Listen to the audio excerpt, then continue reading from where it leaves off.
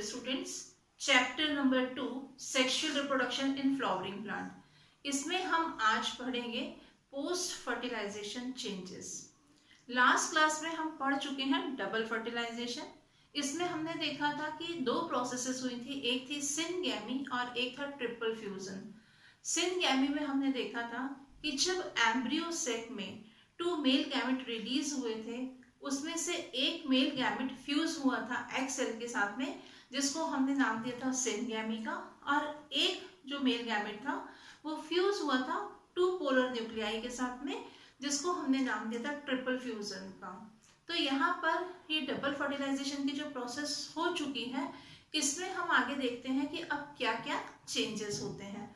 तो हम कुछ इस तरह से डायग्राम ड्रॉ कर सकते हैं इसका, कि ये हमको मालूम है, बार बार हम एक ही बात को पढ़ चुके हैं कि स्वेलन पार्ट ओवरी है। यहाँ पर हमने देखा था कि कुछ ओव्यूल्स जो थे वो इस टाइप से था,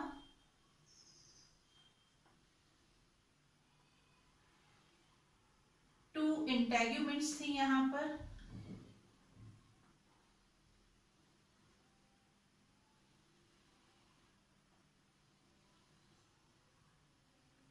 और यहाँ पर था एम्ब्रियोसेक।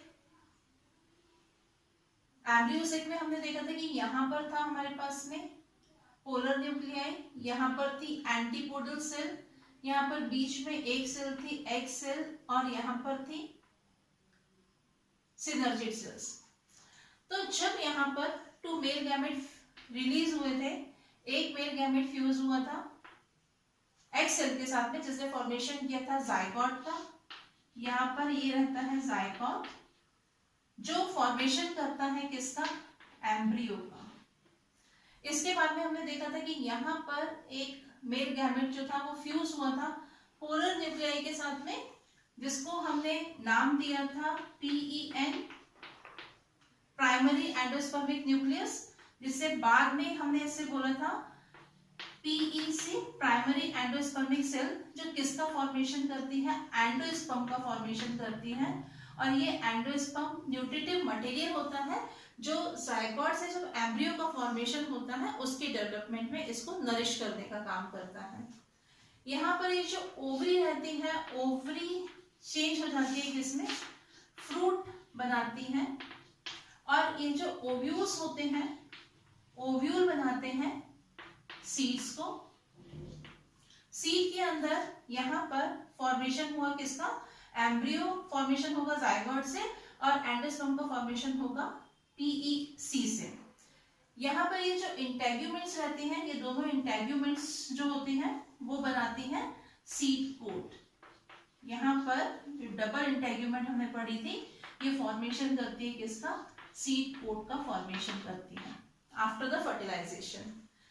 इसके बाद में हम देखते हैं कि यहाँ पर ये जो सेल थी, दोनों सिनर्जिड सेल्स, जो सिनर्जिड सेल्स होती हैं, ये सिनर्जिड सेल्स और एंटीपोडल सेल्स, यहाँ पर ये जो एंटीपोडल सेल्स हैं, ये धीरे धीरे डीजनरेट होना शुरू कर देती हैं। इनका डीजनरेशन होता है, डीजनरेटिंग एंटीपोडल सेल्स हैं ये। यहाँ पर हम देखेंगे कि ये जो जाइगोट के साथ में सिनर्जिड सेल्स जो थी एग सेल के साथ में, ये भी धीरे धीरे क्या होंगी, डीजनरेट होना शुरू कर देती हैं।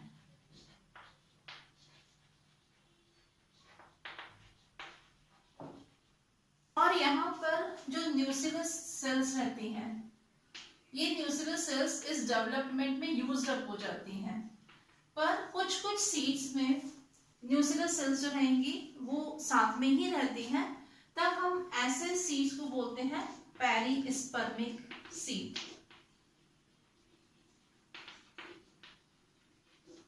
जिन सीड्स में न्यूक्लियस पूरी तरह से यूज नहीं होता है।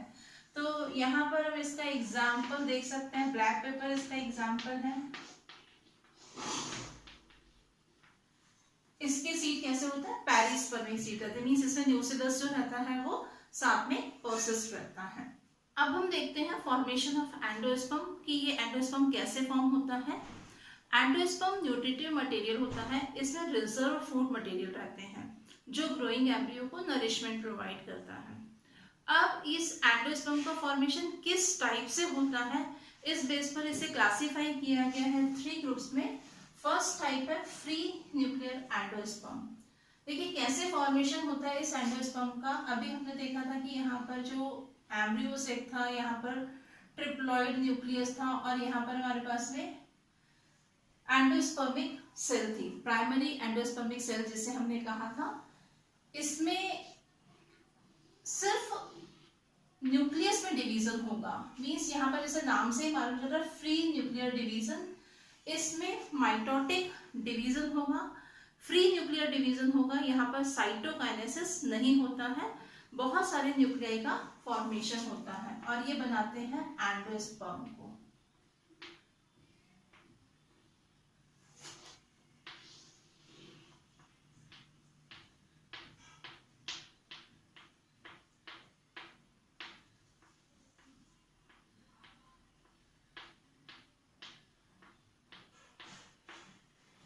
इस तरह से बहुत सारे न्यूक्लियाई बन जाएंगे और यहाँ पर ये जो जायगोट था, जो एम्ब्रियो बनाएगा, एम्ब्रियो ग्रो होगा, ये यहाँ पर इस तरह से। तो हमने यहाँ पर क्या देखा, ये एंडोस्पर्म जो है फ्रीली डिवाइड हुआ इसका न्यूक्लियस और इस तरह से इस एंडोस्पर्म को कहा गया फ्री न्यूक्लियर एंडोस्पर्म। और ये एंडोस्पर्म हमें देखने को मिलता है टेंडर कोकोनट में। जो टेंडर कोकोनट रहता है उसका जो वाटर होता है वो इसी तरह का न्यूट्रिटिव मटेरियल है। अब हम यहाँ पर देखेंगे सेल्यूलर एंडोस्पर्म। सेल्यूलर एंडोस्पर्म में क्या होगा, न्यूक्लियस डिवीजन होगा, मींस कैरियोकाइनेसिस होगा। कैरियोकाइनेसिस के साथ साथ में साइटोकाइनेसिस भी होता रहेगा। तो यहाँ पर डिवीजन कुछ इस तरह से रहेगा। पहले यहाँ पर जो ट्रिप्लॉइड न्यूक्लियस है, जिसे हमने क्या कहा, प्राइमरी एंडोस्पर्मिक सेल बनाई इसने। अब यहाँ पर ये न्यूक्लियस जो है वो डिवाइड हुआ, डिवीजन के बाद में इसमें फॉर्मेशन हो जाएगा सेल का। फिर यहाँ पर डिवीजन होगा, न्यूक्लियाई डिवाइड होंगे, फॉर्मेशन होगा सेल का। यानी कि यहाँ पर न्यूक्लियर डिवीजन और साइटोप्लाज्म डिवीजन साथ साथ में चलते रहेंगे। पहले कैरियोकाइनेसिस होगा, फिर साइटोकाइनेसिस होगा, जैसे नॉर्मल डिवीजन होता है सेल में। तो यहाँ पर धीरे धीरे इस तरह से फॉर्मेशन हो जाएगा एक ग्लोबुलर स्ट्रक्चर का, एंडोस्पर्म का फॉर्मेशन होगा। इस एंडोस्पर्म को हम बोलते हैं सेलुलर एंडोस्पर्म। और ये एंडोस्पर्म हमें देखने को मिलता है कोकोनट में ही, जो व्हाइट एडिबल पार्ट होता है वहां पर होता है सेलुलर एंडोस्पर्म। क्या होता है कोकोनट में, कोकोनट में जब यहाँ पर फ्री न्यूक्लियर डिवीजन चल रहा था, एंडोस्पर्म जो है इसका न्यूक्लियाई फ्रीली डिवाइड हो रहा था, मींस न्यूक्लियर एंडोस्पर्म का फॉर्मेशन हो रहा था, तभी वहां पर जो पेरिफ्री साइड रहता है, पेरिफ्री साइड में यहाँ पर फॉर्मेशन होने लगता है सेल्स का, मींस न्यूक्लियस जो होगा वो भी डिवाइड होगा और साथ में सेल का फॉर्मेशन होता जाएगा। तो हम देखते हैं कि यहाँ पर कोकोनट में सेंटर में जो एंडोस्पर्म रहता है वो कौन सा एंडोस्पर्म मिलता है हमको, फ्री न्यूक्लियर एंडोस्पर्म होता है। और पेरिफ्री साइड में जो व्हाइट एडिबल पार्ट होता है वहां पर जो एंडोस्पर्म होता है वो होता है हमारा सेलुलर एंडोस्पर्म। तो ये इसका एग्जाम्पल क्या है, white edible part of coconut.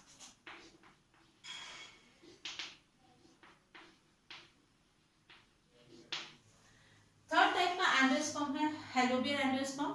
इसको इंटरमीडिएट एंडोस्पर्म भी कहा जाता है, क्योंकि ये जो एंडोस्पर्म है ये इंटरमीडिएट होता है फ्री न्यूक्लियर एंडोस्पर्म का और सेलुलर एंडोस्पर्म का। इस तरह के एंडोस्पर्म के फॉर्मेशन में क्या होगा यहाँ पर कि जो प्राइमरी एंडोस्पर्मिक न्यूक्लियस रहता है इसमें डिवीजन होना शुरू होगा, फॉर्मेशन हुआ न्यूक्लियाई का, फिर फॉर्मेशन हुआ सेल वॉल का, मींस पहले न्यूक्लियर डिवीजन हुआ, फिर साइटोकाइनेसिस होगा। इसके बाद में फिर से हम देखेंगे कि यहाँ पर न्यूक्लियर डिवीजन हुआ, साइटोकाइनेसिस हुआ और सेल का स्ट्रक्चर, सेलुलर स्ट्रक्चर फॉर्म होता है। पर बाद में क्या होगा, यहाँ पर हम देखते हैं कि ये जो सेल्स हैं ये इस तरह से मास फॉर्म में एक जगह पर अरेंज हो जाती हैं और बाकी की जो सेल रहती है उसमें इसका न्यूक्लियाई जो होगा वो क्या करेगा, फ्रीली डिवाइड करेगा। मीन्स यहाँ पर अब साइटोकाइनेसिस की प्रोसेस नहीं हो रही है। तो पहले यहाँ पर क्या हो रहा है, पहले यहाँ पर कैरियोकाइनेसिस और साइटोकाइनेसिस साथ में चल रहा है। पहले न्यूक्लियस डिवाइड हुआ, सेल वॉल का फॉर्मेशन हुआ, इस तरह से 2 सेल्स का, 3 सेल का, 4 सेल का फॉर्मेशन हो जाता है। बाद में ये जो 2 और 3 सेल्स हैं ये अरेंज हो जाएंगी साइड में और बाकी की जो सेल रहती है उसमें क्या होगा, उसका न्यूक्लियस फ्रीली डिवाइड होकर के फॉर्मेशन करता है एंडोस्पर्म का। और इस तरह का एंडोस्पर्म हमको देखने को मिलता है मोनोकॉट सीड्स में। तो इस तरह से ये 3 टाइप के एंडोस्पर्म है कि इनका फॉर्मेशन कैसे हुआ है।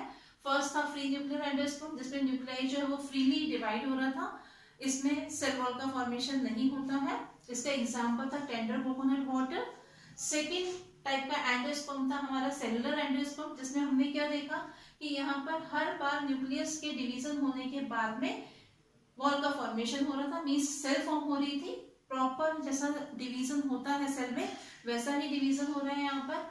धीरे धीरे यहाँ पर क्या होगा, सेल का ग्लोबुलर स्ट्रक्चर बन जाएगा और ये हमको देखने को मिलता है कहाँ पर, जो हम कोकोनट का व्हाइट पार्ट खाते हैं वहां पर होता है आपका सेलुलर एंडोस्पर्म। और थर्ड एंडोस्पर्म जो था वो हेलोबियल एंडोस्पर्म था, जो हमें कहाँ पर मिलता है देखने को, मोनोकॉट्स में। इसमें हमने देखा था कि जो एंडोस्पर्मिक न्यूक्लियस है, ये एंडोस्पर्मिक न्यूक्लियस डिवाइड होता है। डिवाइड होने के बाद में इसमें वॉल का फॉर्मेशन हुआ, सेल वॉल का फॉर्मेशन हुआ, सेल बनी, फिर न्यूक्लियस का डिवीजन हुआ, वॉल का फॉर्मेशन हुआ, 4 सेल्स बन गई। 4 सेल्स भी हो सकते हैं, 5 भी हो सकते हैं, 2 भी हो सकती हैं। तो यहाँ पर कुछ सेल्स जो है वो पेरिफेरी साइड में अरेंज हो जाती है और बाकी की जो सेल है उसमें क्या होता है, न्यूक्लियस जो होता है वो फ्रीली डिवाइड होकर के एंडोस्पर्म का फॉर्मेशन कर रहा है। तो इस तरह से ये इसे बोला गया था इन दोनों का इंटरमीडिएट। और हमेशा ध्यान रखना है इस बात को कि यहाँ पर जो न्यूक्लियस था वो ट्रिप्लॉइड न्यूक्लियस था।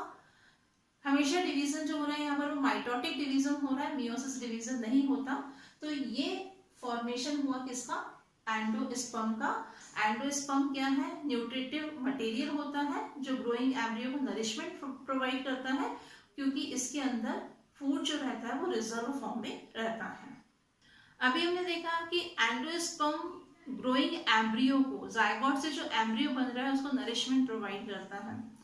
तो एम्ब्रियो फॉर्मेशन के टाइम पर यदि एंडोस्पर्म पूरी तरह से कंज्यूम हो जाता है तो सीड में एंडोस्पर्म नहीं बचता है। ऐसे सीड्स को हम बोलते हैं नॉन एंडोस्पर्मिक सीड। पर कुछ सीड्स ऐसे भी होते हैं जिनमें कि एंडोस्पर्म पूरी तरह से कंज्यूम नहीं होता है, ऐसे सीड्स को हम बोलते हैं एंडोस्पर्मिक सीड्स। एंडोस्पर्म के फॉर्मेशन के बाद में अब हम देखते हैं डेवलपमेंट ऑफ डाइकॉट एम्ब्रियो। मालूम है हमको कि मेल गैमेट और फीमेल गैमेट ने फ्यूज होकर के फॉर्मेशन किया था जायगोट का, और ये जायगोट ही फॉर्मेशन करेगा किसका, एम्ब्रियो का। तो देखते हैं किस तरह से होता है फॉर्मेशन एम्ब्रियो का। ये स्ट्रक्चर जायगोट, यहाँ पर जायगोट जो है वो डिप्लॉयड स्ट्रक्चर है क्योंकि नंबर ऑफ क्रोमोसोम इसमें कैसा है, डबल है। इसमें हम बनाते हैं यहाँ पर माइक्रोपाइल एंड, और ये आपका होगा चलाजर एंड। इसमें फर्स्ट मियोटिक डिवीजन होता है। मियोटिक डिवीजन से फॉर्मेशन होता है 2 सेल का। यहाँ पर ये 2 सेल्स फॉर्म हुई।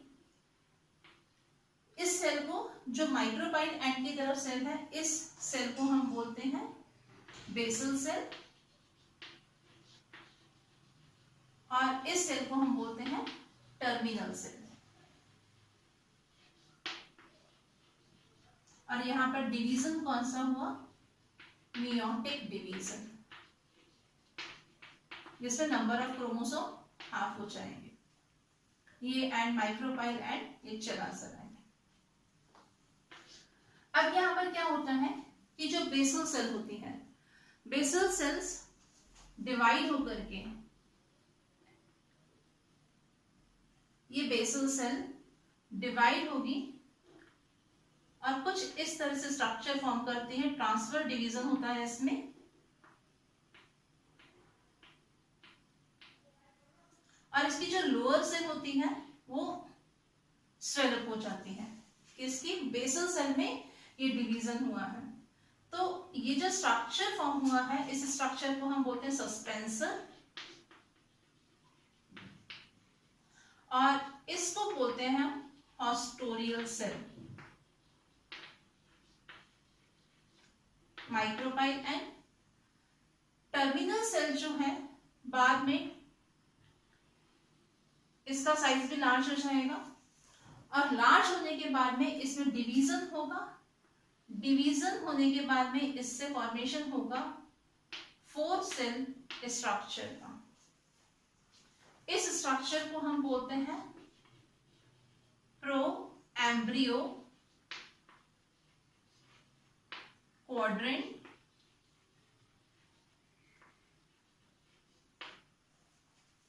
जो टर्मिनल सेल थी इसमें डिवीजन से फॉर्मेशन हुआ है प्रो एम्ब्रियो क्वाड्रेंट का, और बेसल सेल में डिवीजन से हुआ है फॉर्मेशन सस्पेंसर का, और यहां पर बनी है हॉस्टोरियल सेल। अब हम यहाँ पर देखेंगे कि यहाँ पर क्या चेंजेस होते हैं।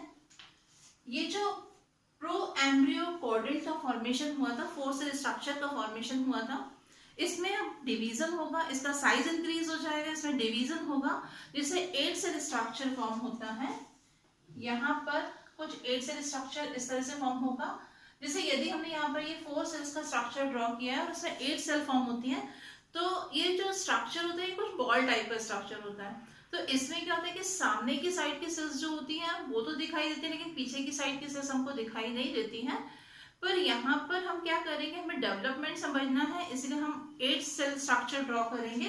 तो वो कुछ इस तरह से स्ट्रक्चर ड्रॉ किया जाएगा।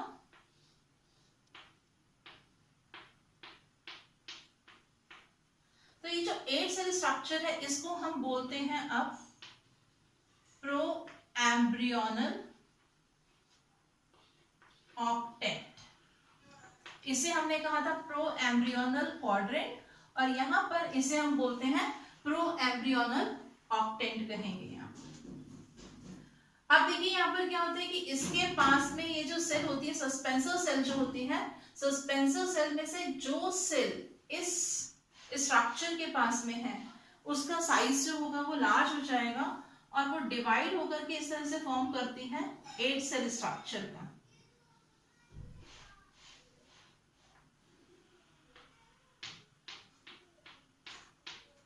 ये 8 सेल स्ट्रक्चर फॉर्म होगा। इसके नीचे की साइड की जो सेल्स होती हैं उसको हम बोलते हैं सस्पेंसर सेल्स, और यहाँ पर ये सेल जो है ये है हॉस्टोरियल सेल। तो ये जो सेल जो थी जिसमें डिवीजन हुआ था, इस सेल को हम बोलते हैं हाइपोफाइसिस सेल।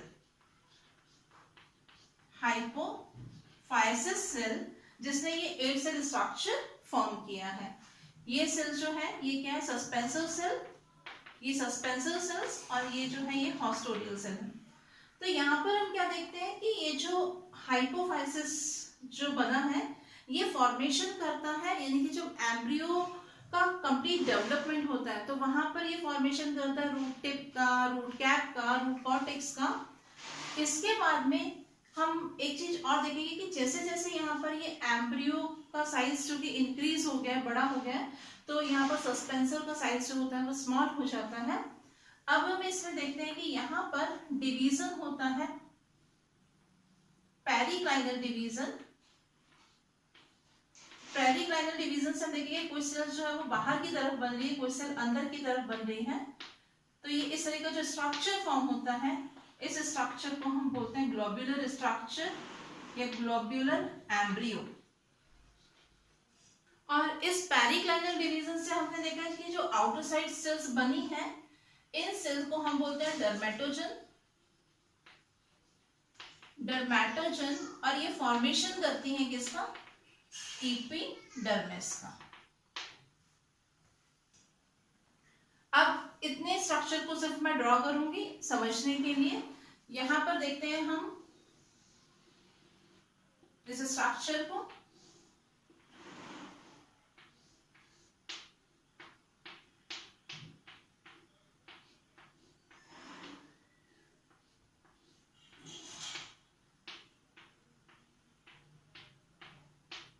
ये स्ट्रक्चर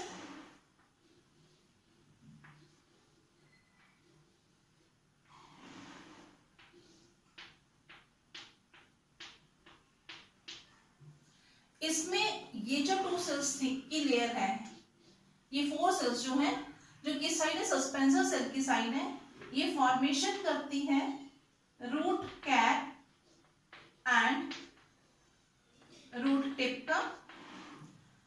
उसके ऊपर की जो 4 सेल्स है, यानी कि जो इस स्ट्रक्चर के साथ में है, ये फॉर्मेशन करती है रूट कॉर्टेक्स का। और इसके जो लोअर हाफ पार्ट है, इसकी सेल्स फॉर्मेशन करती है हाइपोग्लूटाइल का। और अपर हाफ पार्ट की जो सेल्स होती हैं, ये फॉर्मेशन करती है कॉटिलिडन का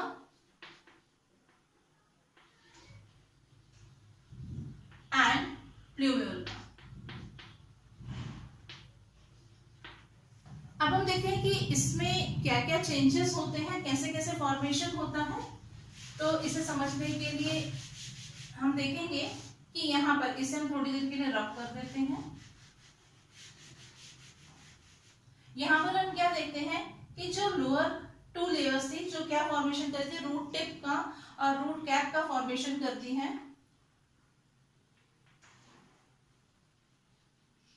इसमें डिवीजन होगा और डिवीजन से ये फॉर्मेशन कर देगा मल्टीसेलुलर स्ट्रक्चर फॉर्म हो जाएगा। यहाँ पर बहुत सारी सेल्स फॉर्म होंगी और ये फॉर्मेशन करेंगी root cap and root tip का। यहाँ पर जो सेल्स थी, ये 4 सेल्स, इसमें भी डिवीजन होगा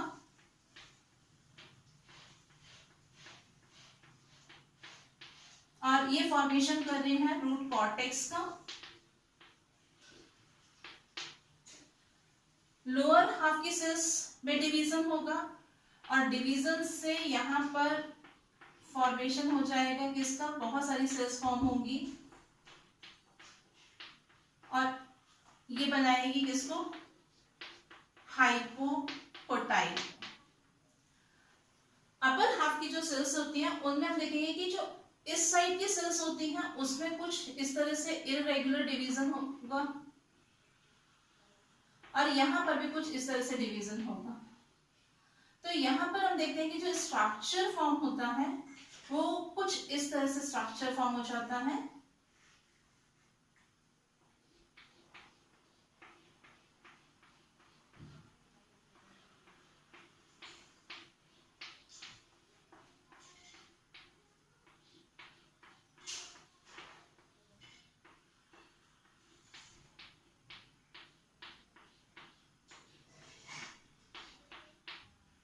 और यहाँ पर इस जगह पर जो सेल होती है, यहाँ की जो सेल्स होती हैं, ये फॉर्मेशन करती है किसका, ट्यूब्यूल का। और ये जो 2 स्ट्रक्चर्स बने हैं, ये फॉर्मेशन करते हैं किसका, कॉटिलिडन का। तो यहाँ पर हम देख रहे हैं कि ये जो कॉटिलिडन का स्ट्रक्चर फॉर्म हो रहा है, ये कुछ देखने में हार्ट शेप का है। अब हम इसे बोलते हैं हार्ट शेप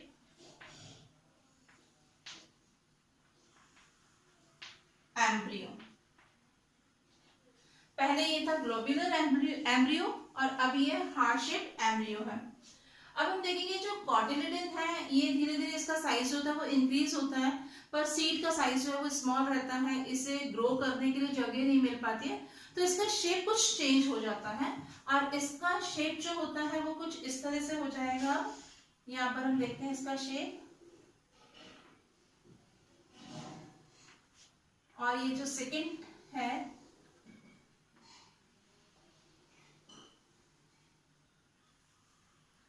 दोनों कॉटिलिडन का शेप जो होगा वो कुछ अब इस तरह से दिखाई देने लगता है। तो यहाँ पर ट्यूब्यूल और ये दोनों कॉटिलिडन है। जब इस तरह का स्ट्रक्चर फॉर्म होता है तो हम इस स्ट्रक्चर को बोलते हैं हॉर्स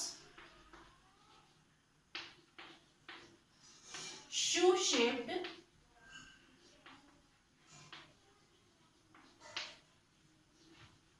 एम्ब्रियो। तो अभी हमने देखा यहां पर फॉर्मेशन हुआ था किसका, हॉर्स शू शेप्ड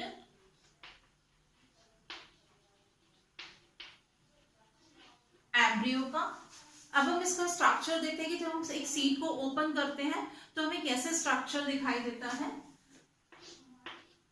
यहां पर एक आपको एक्सिस दिखती है, इससे अटैच करते हैं यहां पर टू कॉटिलिडन।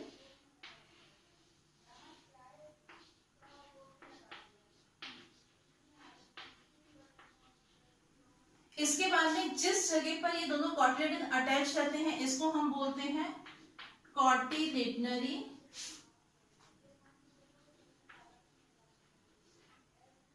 नोड।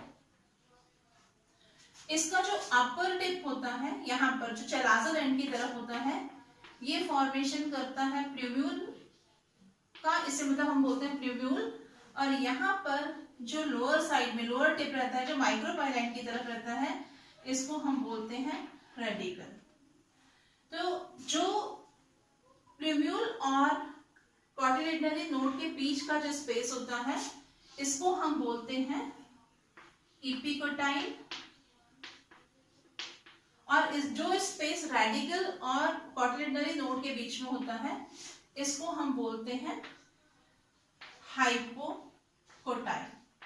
तो ये जो स्ट्रक्चर है इसको हम पूरे बोलते हैं एम्ब्रियोनल एक्सेस।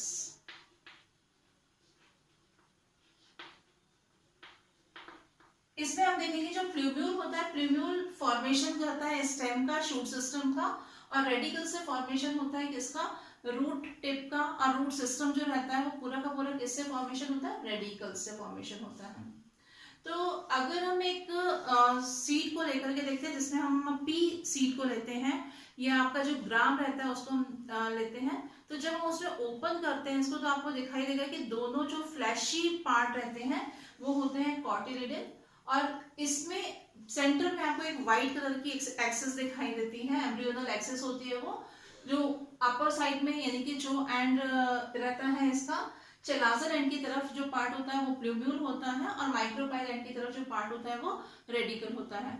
और यहाँ पर हमने देखा होगा कि जो हम पी है या ग्राम है, जो उसका कॉटिलिडन रहता है उसको हम खाते हैं।